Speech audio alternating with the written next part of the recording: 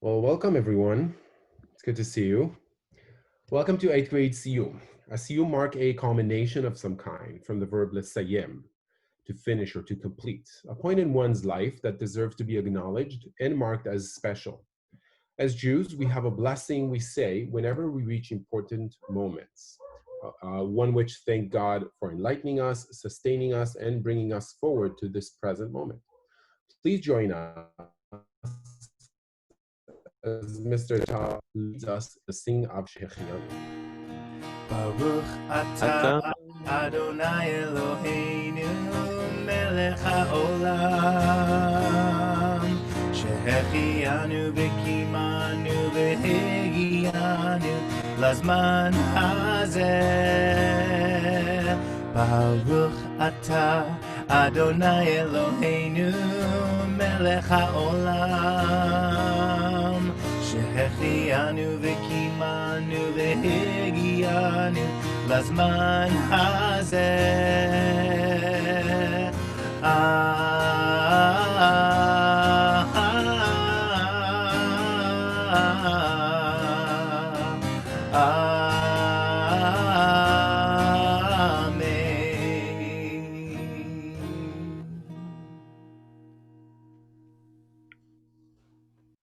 Thank you, Mr. Todd.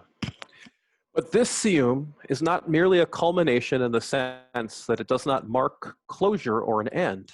This Siyum is a true commencement of what lies ahead, an opening into the future for the class of 2020, who are equipped with the knowledge and experience to know who they are and navigate their paths ahead as young Jews. They have spent many years immersed in Jewish learning and, with the help of a supportive community, discovered who they are as Jews and as people. A Siyum marks the completion of something done with care and deliberate effort, time spent in the study of important ideas and self-reflection. And the graduating 8th graders are here to showcase just that. From learning about holiday-specific rituals in nursery, to singing the same Shabbat songs with their SK classes, to practicing their Hebrew speaking and reading in lower school, to biblical exploration and discussion in middle school, these graduates have become conversant in the language of Jewish life. Over the past year, these young people have been tasked with discovering how these elements of their identities have become stitched together. Today, they will take center stage in sharing with you what they've learned about themselves, about their Jewish journey, and who they are in this culminating moment. So enjoy the virtual bagels and coffee and prepare to reminisce, learn, and engage in conversation about meaning, about identity, and about who we are and who we can be at a time of great change and growth. Now, do we have Gary with us at this point or not yet? Okay, so let's skip to the next piece. Great. So as is customary in Jewish occasions, we'll continue our event with the Dvar Torah. We have the privilege of having Lisa Golubchak and Eli Kamen share a few words of Torah with us.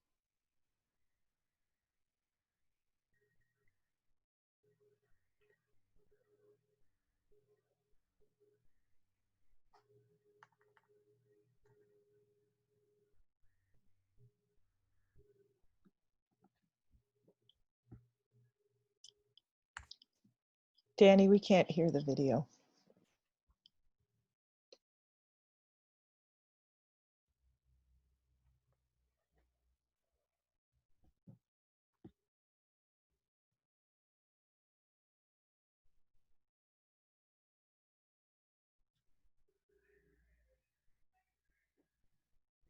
It's still a no. This text is also the text that We can hear it now. This week's Torah portion is Breakout Rooms.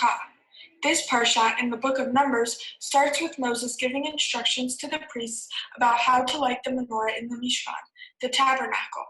It goes on to describe the ritual that the Levites will need to go through in order to prepare them for a life of service in the Mishkan. In an interesting twist, we suddenly hear about the first Pesach after the one in Egypt.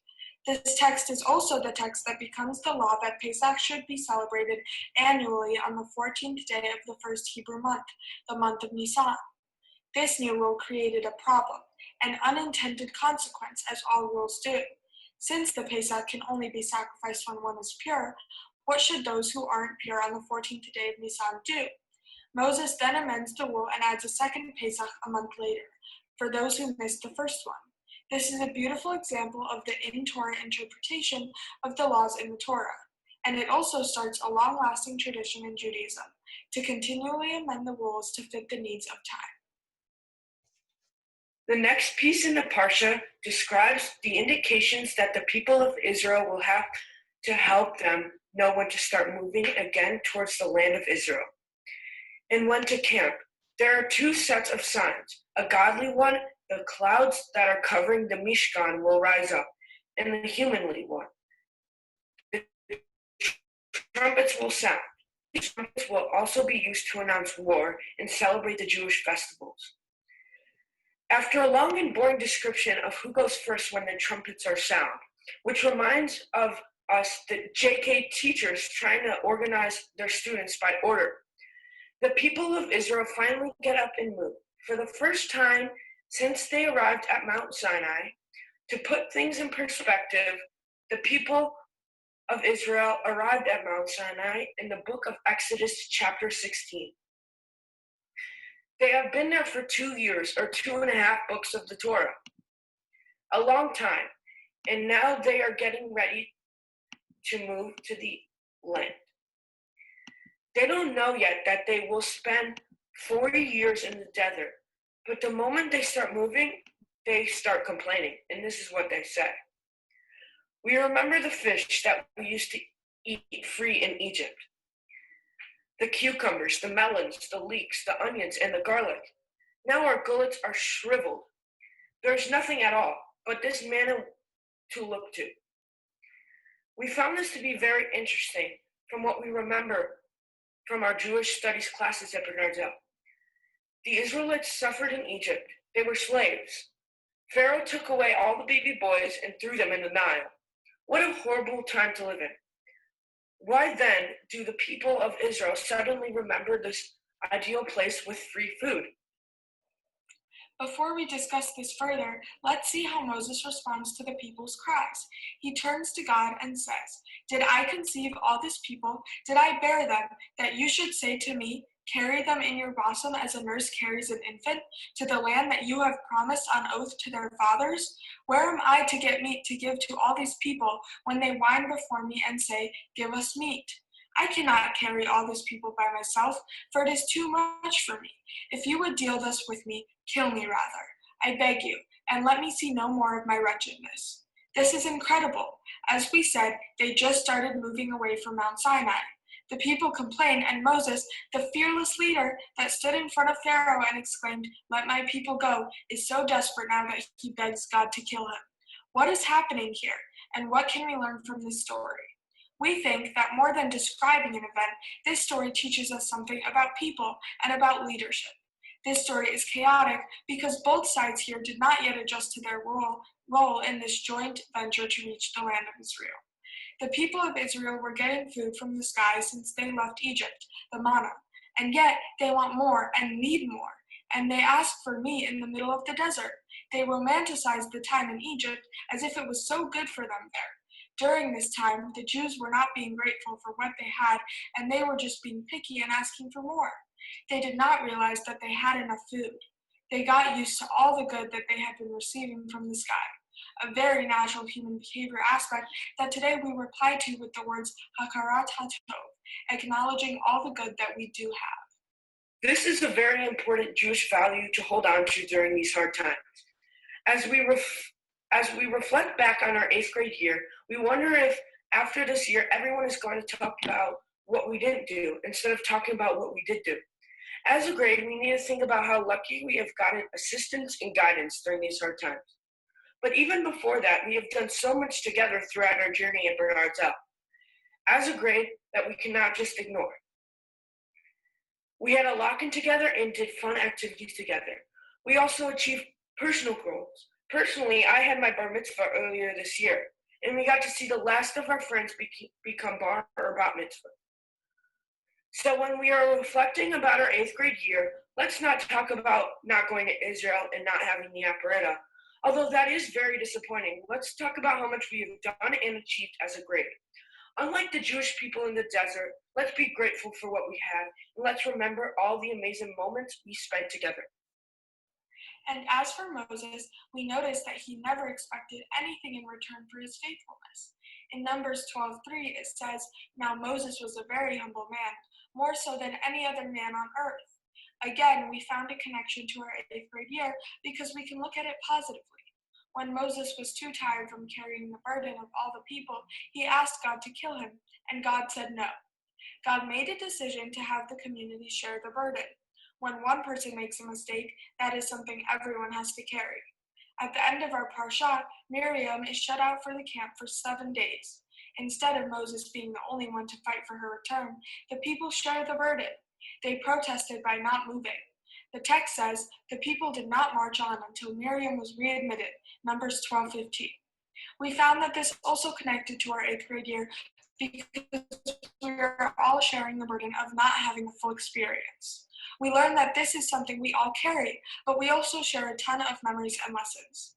Our teachers have been leaders just like Moses. They have been working so hard to make our year special. So much of it happens behind the scenes, and we don't even know about it. So my wish for our grade is that we will all be grateful and we will all remember the amazing moments we spent together.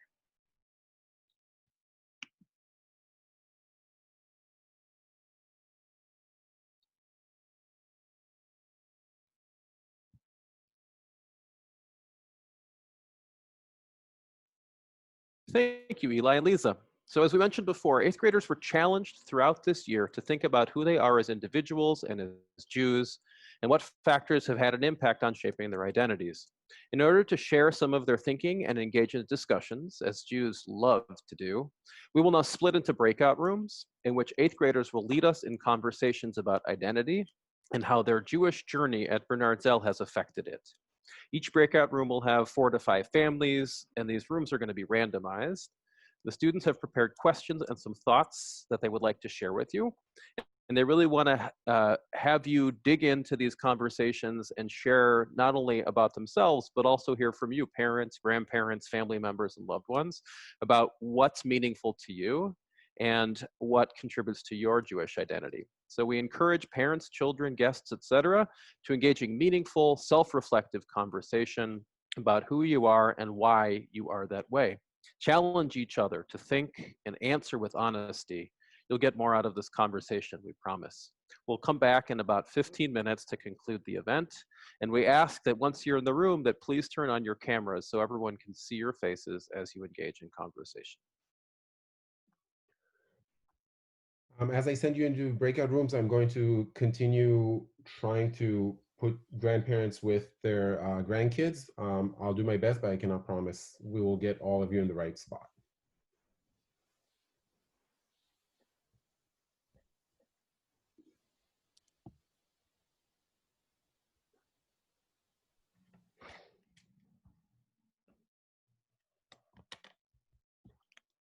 I think Yair was supposed to say that last part, but it's okay. All right, let's go.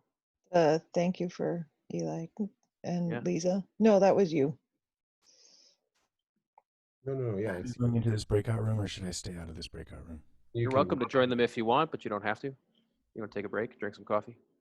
I think that's what I'm gonna do. I couldn't find Andrew. Also, we're all still being recorded.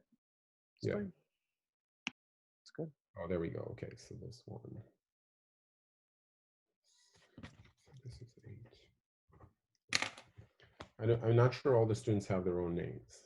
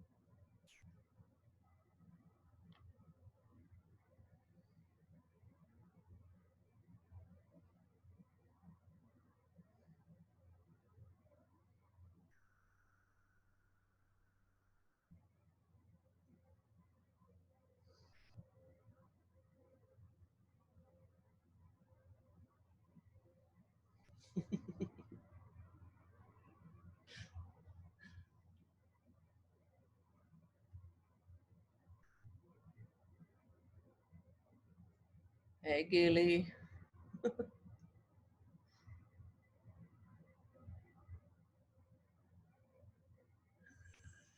Yeah, maybe we resend people who are just joining or have not joined breakout rooms yet into rooms. We can re-explain how to do that if they're just getting here or not in there yet.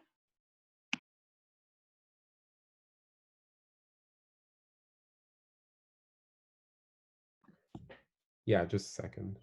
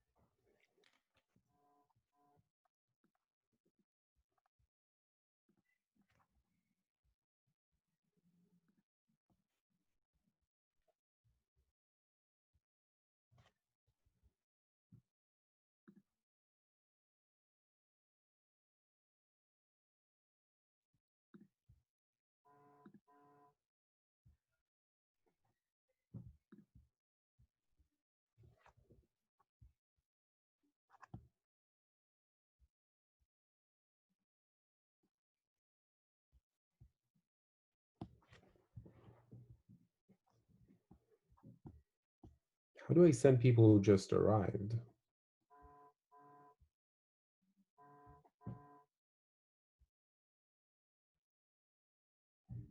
I think you can do it through clicking on breakout rooms, and there should be unassigned participants.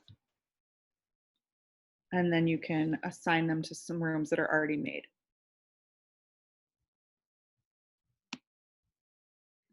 I'm only seeing the list of participants is where I'm seeing all those who weren't assigned, and the breakout rooms, I'm not seeing those who were not assigned. Do you want to make me a co-host? I think I know how to do it. You are a co-host. Only hosts can do breakout rooms, not co-hosts. Yeah. Okay.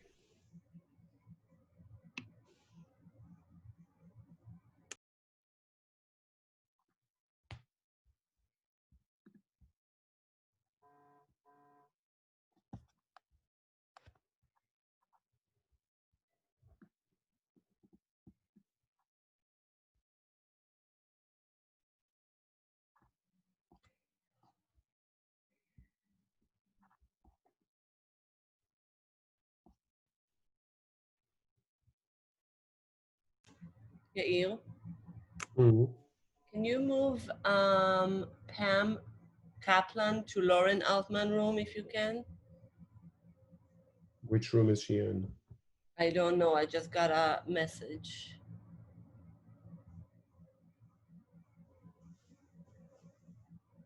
What's the name again?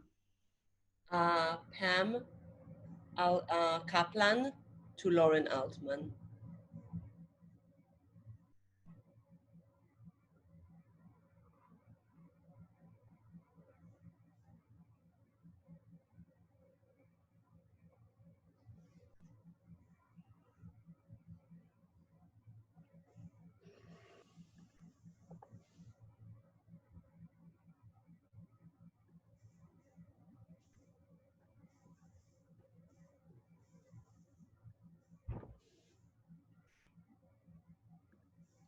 They're right here with us. I see them. Yeah, I see, but I can't see the button that allows me to,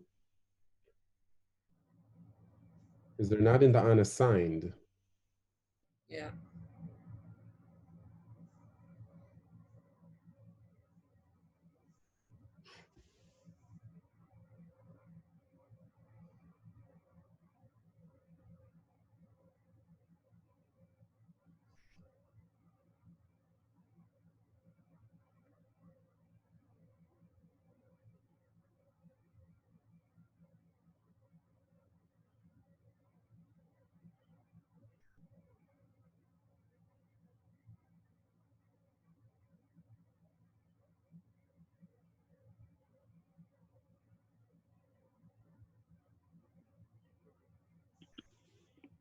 How we doing?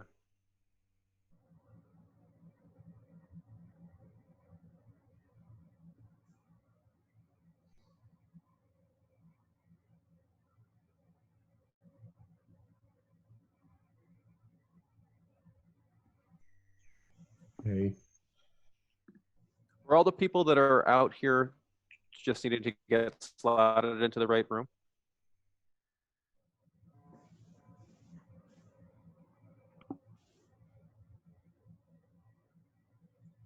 I think so. I think that people are waiting to be assigned into a room or haven't Okay. accepted the Oh. like the invitation to join a breakout room. Okay, Right. cool. I'm All right, trying. so you keep it up and we'll talk while we're waiting. So hi everybody. Sorry this is welcome to life under Zoom. It's fun and exciting. We're working on getting you all slotted into the right places to have this conversation. But in the meantime, love to hear a little bit about sort of how you think about Jewish identity and what are the major factors that have had an impact on you. Kate, I see you, and I don't want to put you on the spot, but I'd love for you to talk a little bit about how your Bernard Zell experiences have had a hand in shaping your Jewish identity.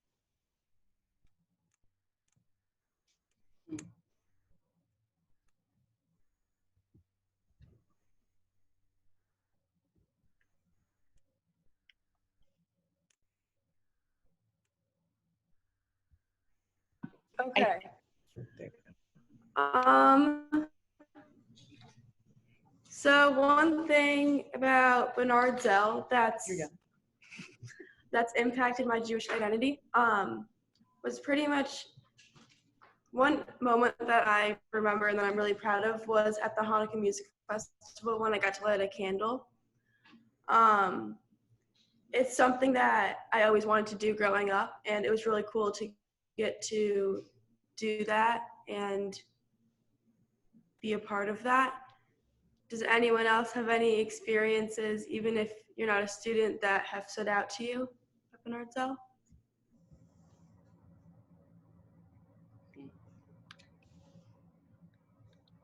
Well, I can talk. Can you all hear me? I don't know if anyone can hear me. Yeah? Okay. Well, actually, I think there was a lot of moments in my life that I felt like my Jewish identity, but I think one of the most important one, it's actually when I moved here to the United States. Growing up in Israel, being Jewish, it's kind of obvious because that's who I am as Israeli and as a Jewish person living in Israel. But when I moved here and I did my first Shabbat without my parents, that's when I really felt like, wow, this is who I am, and I so much appreciate the fact that my parents are secular, but I appreciate the fact that they did Shabbat dinner every Friday. Even though when I was a teenager and I wanted to go out with my friend, my parents insist that we stay in for dinner and dress up nicely and do the kiddush and do the motzi and everything.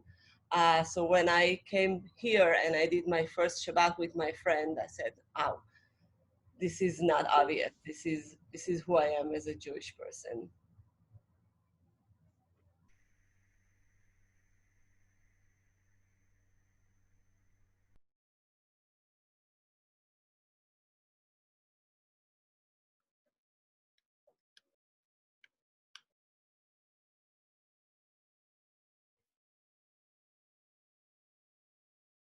One of the questions that I've been hearing a lot as we've been preparing for this experience that a lot of the kids have been wondering is, and this is really for parents, but by extension, grandparents and family members and things like that too, is what's the significance for you as Jews and your Jewish identity about around the choice to send your children or grandchildren or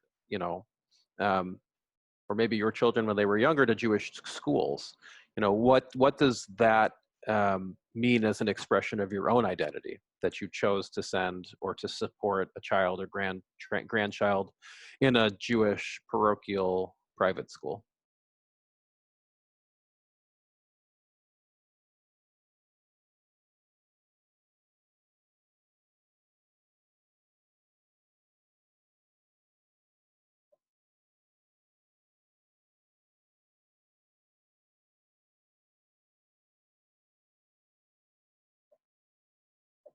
Looking at the parents primarily here.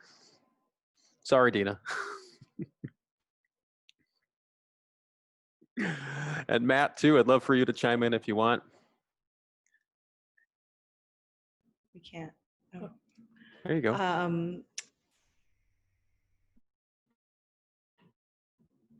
So I went to a Jewish day school growing up, nor did I go to a private school growing up. So this was new to me at the time.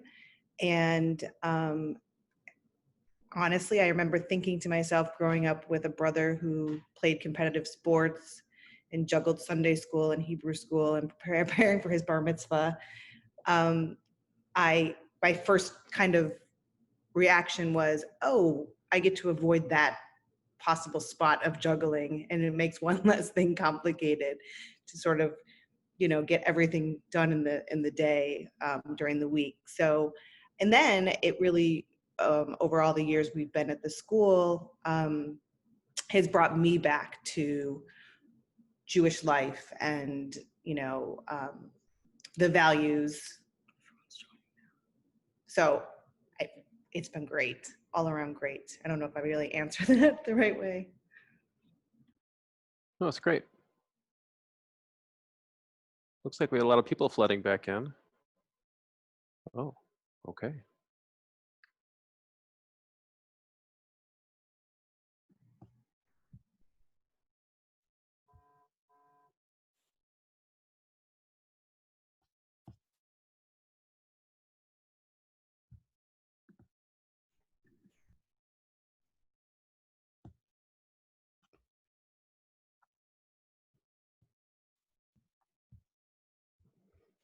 Hi, Hillary. What are you doing on the big screen?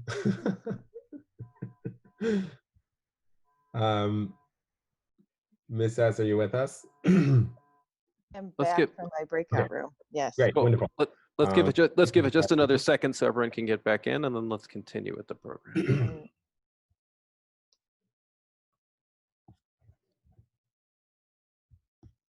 All right, Okay, I think we're good.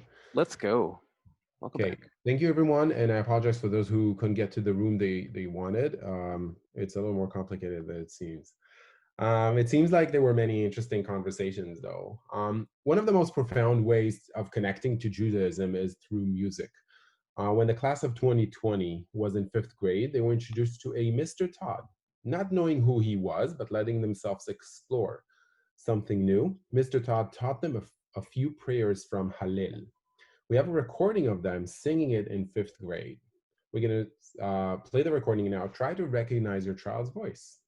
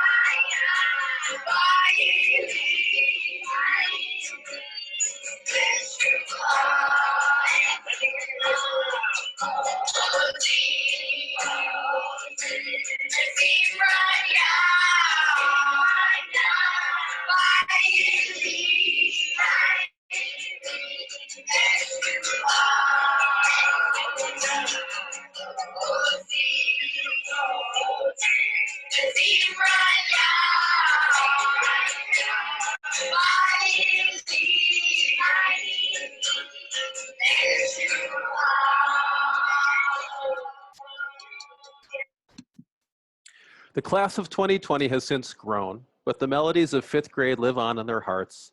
And whenever we celebrate a new Jewish month during our Friday Tefillah, you can hear their voices rise and their bodies moving as the songs of praise fill the sanctuary. Since singing together now is not possible, we've simulated it here with the help of Mr. Mather.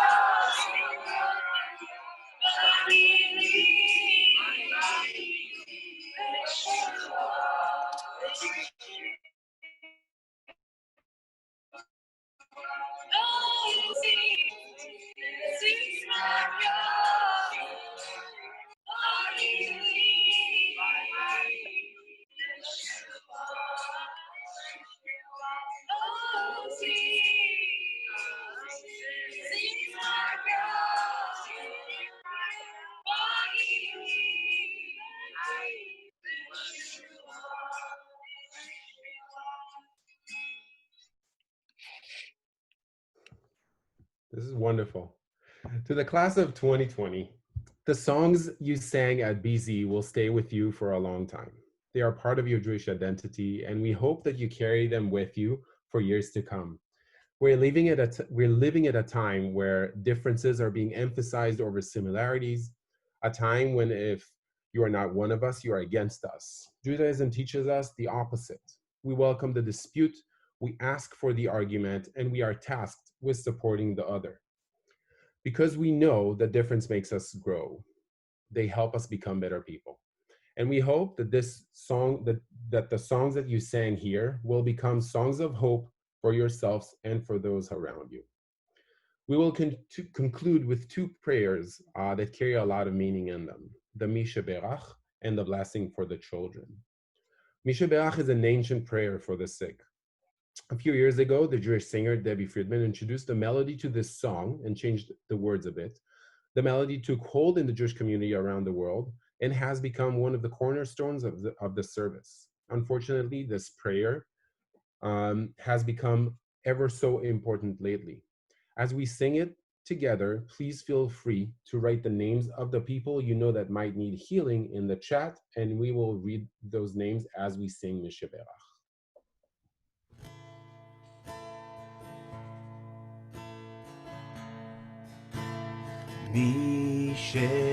משבהרה אבותינו מקור הברכה לאמותינו. May the source of strength who bless the ones before us help us find the courage to make our lives a blessing. Let us say Amen.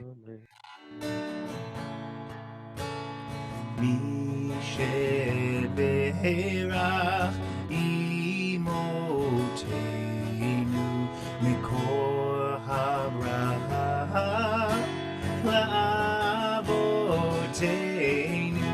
Bless those in need of healing with refuah shlema, the renewal of body, the renewal of spirit.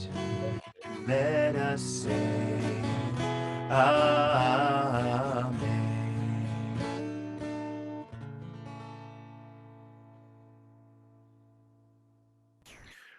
We will conclude with the priestly blessing, also known as Birkat HaBanim, the blessing over the children. It is customary to recite this blessing over children at the Shabbat table and, in some places, from the pulpit on the occasion of a bar or bat mitzvah. Archaeological evidence attests to its use as early as 700 BCE. And if you ever have the chance to visit the Israel Museum in Jerusalem, they have one such example, an amulet, in their collection. And this shows its power and importance in our tradition. Parents, please put your hands on your child's head as we bless them with the protection and guidance espoused in this blessing. The 8th grade team will recite the prayer aloud.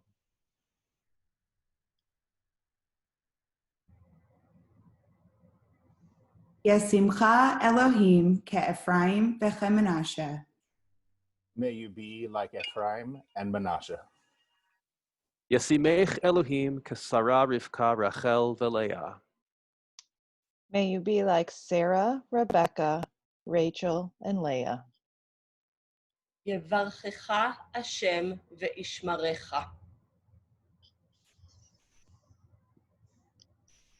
May God bless you and protect you.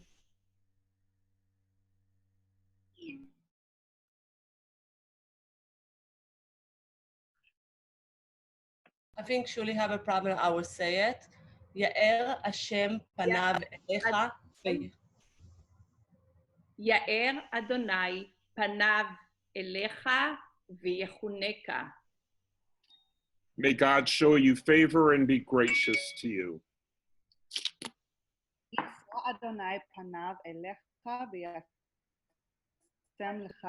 May God show you kindness and grant you peace.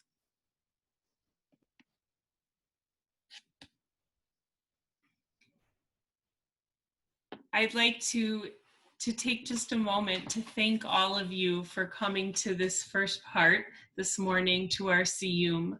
When I look out at all of you students, and I think about all that's going on in the world around us, I take comfort in knowing that the class of 2020 from Bernard Zell will walk forward and graduate with a sense of being, with a purpose, a passion, kindness, and the ability to question, to ask those questions, and to push themselves and others forward. I hope that for many years to come, we will find times to come back together again in this very way as a community. I'd also like to share, Mr. Weisserman is sending you his very best wishes today. I'm sure we've all been in the shoes where we have a cable outage or an internet outage, and we feel that frustration all through us. He was so hopeful to be here, and instead is going back and forth right now with his cable company. He looks forward to joining us at graduation. So at this time, I would like to turn it back over. Yeah, hi everyone. Thank you for joining us today for the Siyum celebration. Maybe we'll be part of many more Siyumim in our lives. We'll take a 5-minute break and then transition to our next event, which will start at 9:50 a.m.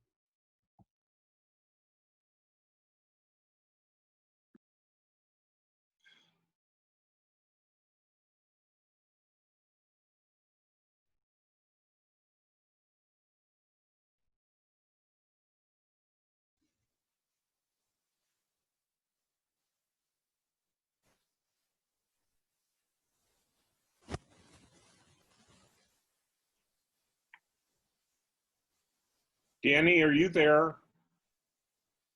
I am. I was actually just going to have Joey text you the ID and the password. Give me 1 second. Okay.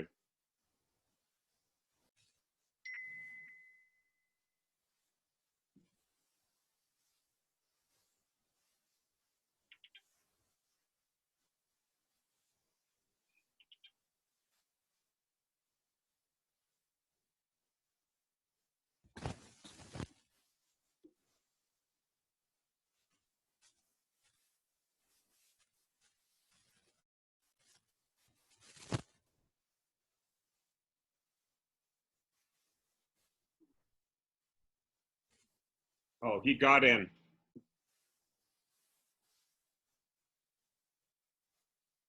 Great.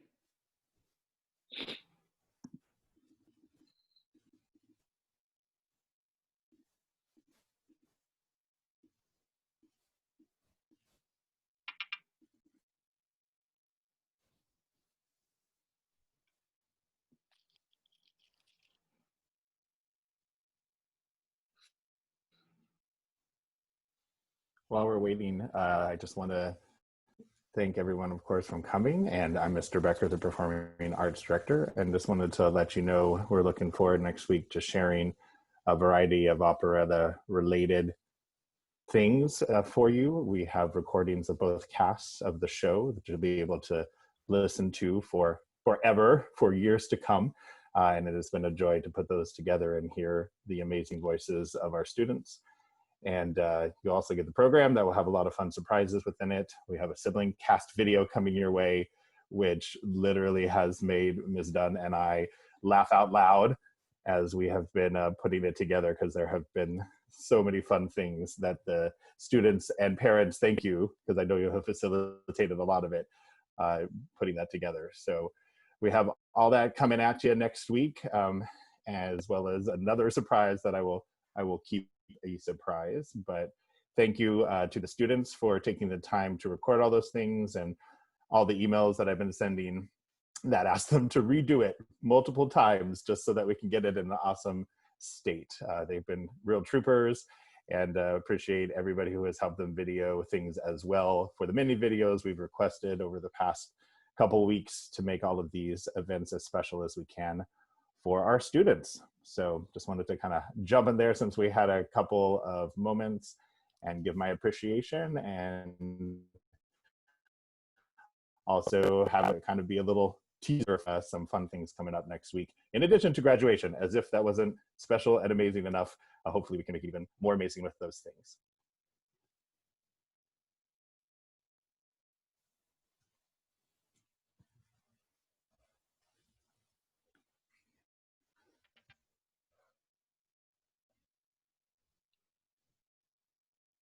Should I, Danny, do you want to highlight me or? Currently you are highlighted, Jeff. Oh, okay. Should we start? I want to welcome everybody to the second part of this celebration, commemoration, and this is the celebration of the completion of the Elie Wiesel year-long project that the 8th graders were engaged in. Education must be a moral education, or it is nothing. Indeed, without the infusion of morality into education, it has the potential to be dangerous, even lethal. Knowledge can be used to do evil just as easily as it can be used to do good.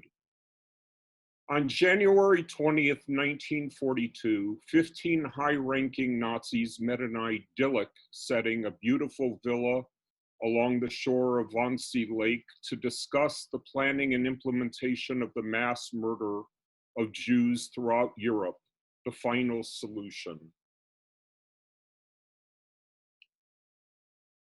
Though the importance and purpose of this meeting are still debated by historians, one thing is perfectly clear.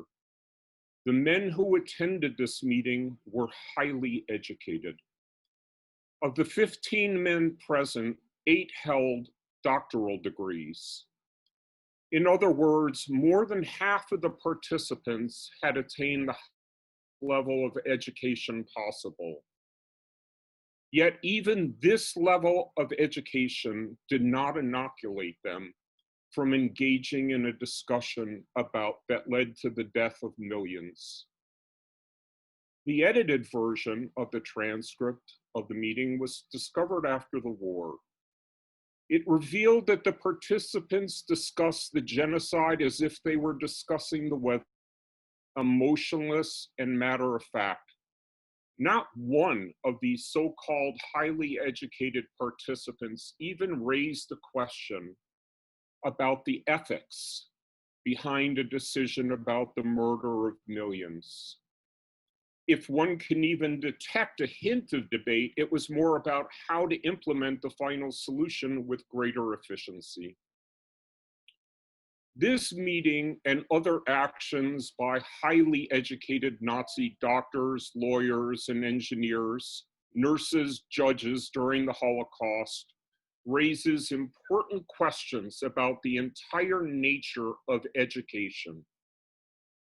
First, can we create a curriculum grounded in morality so we can be certain that no such meeting like this ever occurs again? And what would such a curriculum look like?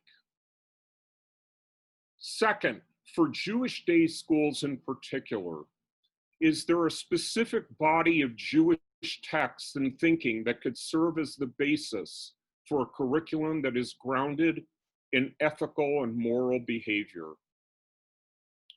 Third, and perhaps most important, Can a Jewish moral education that occurs so early in the lives of children have an impact such that morality and ethics become integral to a student's being for the rest of their lives? To address these questions, the 8th grade team created a curriculum based on the life and work of Elie Wiesel. Hang on I'm sorry, I just lost my place. After all, who in modernity could possibly represent the meaning and essence of